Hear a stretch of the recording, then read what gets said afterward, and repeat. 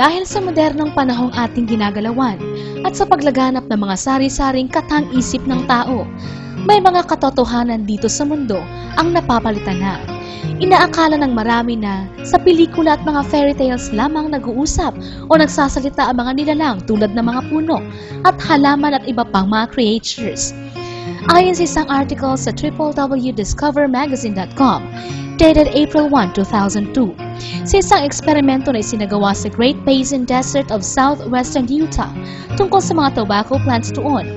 Ang halamang ito pala ay nagre-release ng volatile chemicals o mga kemikal na humahalo sa hangin upang tawagin ang pansin ng mga wasps o mga insekto para kainin ng mga higad na sumisira sa mga dahon ng tobacco plants.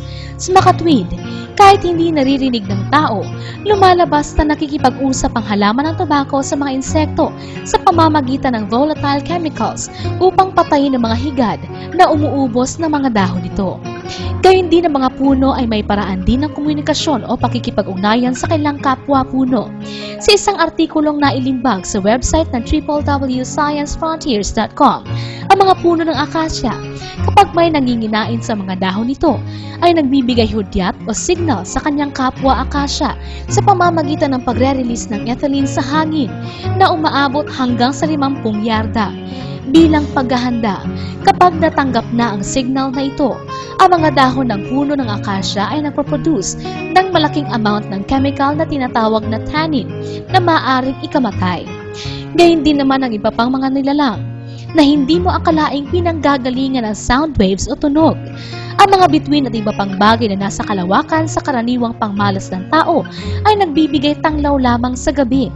Ngunit sa makabagong teknolohiya at kaalaman ng tao, ay may mga patunay na ang mga heavenly bodies gaya ng bituin ay nag-e-emit din ng sounds.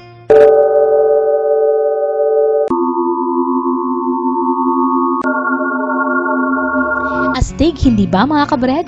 Ilan lamang yan sa hindi mabilang na mga bituin sa kalangitan. Pero kung papakinggan natin at pagsasamahin ang kailang mga tunog,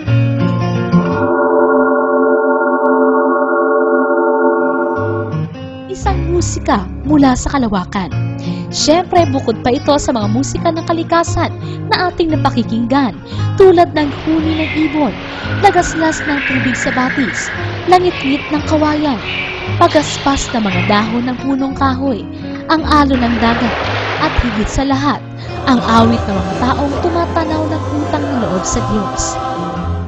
At hindi naman ito katakataka mga kabred, dahil sa aklat ni Propeta Isaias, Kapitulo 44 at ang talata ay 23, ay matagal na itong nakasulat, kung saan inuutusan ng Diyos ang kanyang mga nilalang na umawit at magpuri sa Kanya.